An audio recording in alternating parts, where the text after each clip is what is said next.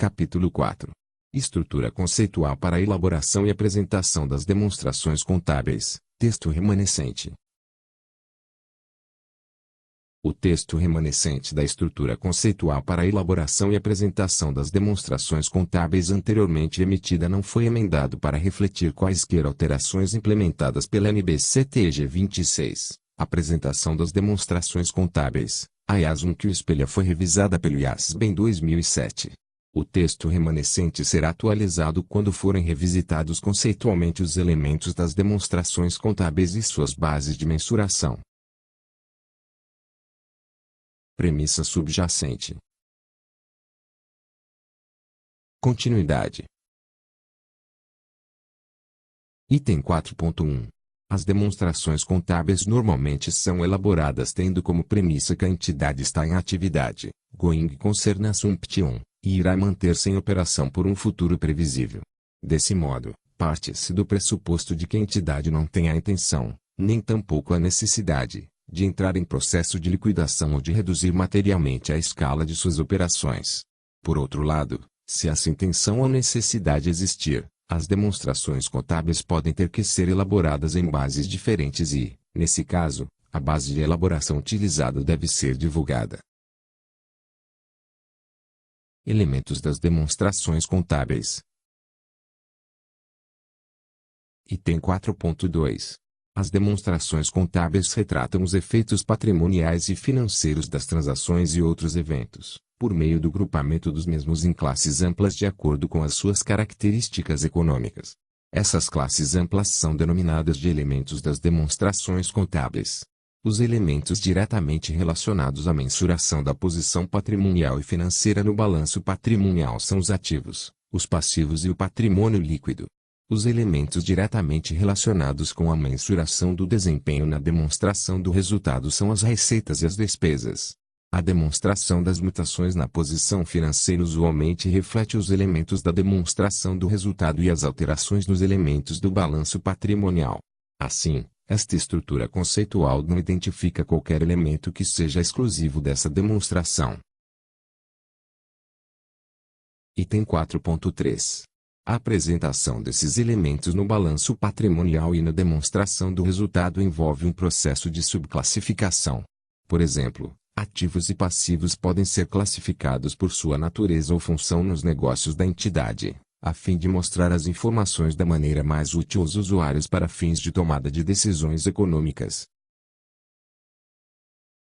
Posição patrimonial e financeira. Item 4.4.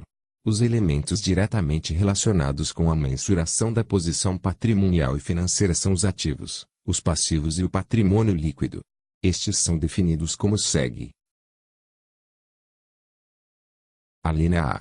Ativo é um recurso controlado pela entidade como resultado de eventos passados e do qual se espera que fluam futuros benefícios econômicos para a entidade.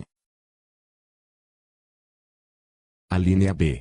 Passivo é uma obrigação presente da entidade, derivada de eventos passados, cuja liquidação se espera que resulte na saída de recursos da entidade capazes de gerar benefícios econômicos.